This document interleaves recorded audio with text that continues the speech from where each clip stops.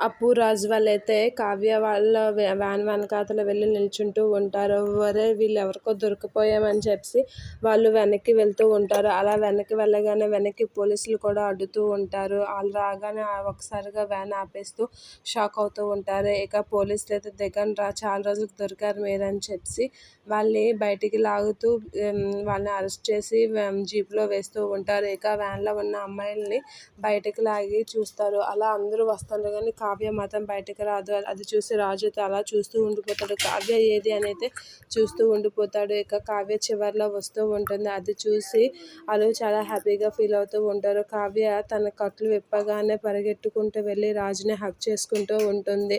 మీరే నన్ను కాపాడారా అని చెప్పి అయితే హగ్ చేసుకుంటూ ఉంటుంది. అలా హగ్ చేసుకోగానే రాజు ఒకసారిగా అలా ఉండిపోతూ ఉంటాడు. ఇక పోలీసులు అయితే రాజు దగ్గరికి వచ్చి ఇలా అంటూ ఉంటారు, థ్యాంక్స్ సార్, మీ వల్లే నేను ఈ ముఠాని పట్టుకున్నాను. చాలా సంవత్సరాలు బట్టి వీళ్ళు దొరకకుండా తప్పించుకుంటున్నారు అని అంటూ ఉంటారు.